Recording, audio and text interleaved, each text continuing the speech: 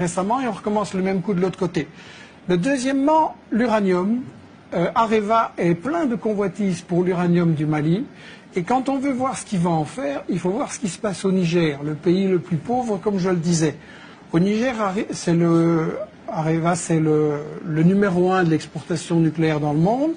Le Niger, c'est celui qui procure tous les revenus qui permettent à Areva et aux firmes qui travaillent avec elle, Alstom, Suez, Bouygues et tout ça, de gagner énormément d'argent.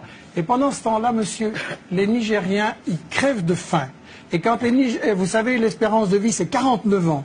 Il y a moins de 30% de gosses qui sont à l'école. Et quand les Nigériens ont dit à Areva, on voudrait quand même un peu d'argent pour nos écoles, ou bien par exemple, il aurait suffi, c'était un projet de la Banque mondiale, de 10 millions pour irriguer le Niger, et le Niger aurait eu, tous les gens auraient eu à manger, Areva a dit, c'est pas notre problème et les Nigériens peuvent continuer à crever de faim. Donc, il y a l'or, il y a l'uranium, il y a, et vous le savez très bien, le gaz et le pétrole dans la région. Et c'est le responsable d'Afrique Nord de Total qui vient de dire récemment qu'avec la Mauritanie, avec le gaz, qu'il y a tout ça, c'est le nouvel Eldorado.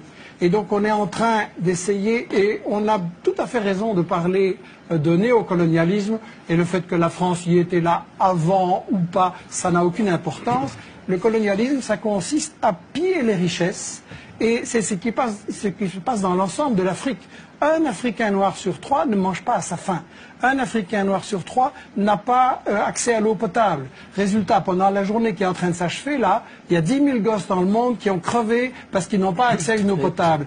Et la raison de ça, c'est que les multinationales françaises et vos grands amis ou les amis de votre patron, Bolloré, Bouygues, Lagardère, etc., se sont fait des couilles en or pendant que les Africains, ils crèvent de faim. Et ça, allez leur dire que c'est une théorie du complot quand eux, ils voient la misère pendant qu'ici, vos amis, c'est les Ferrari, les Porsche et les châteaux.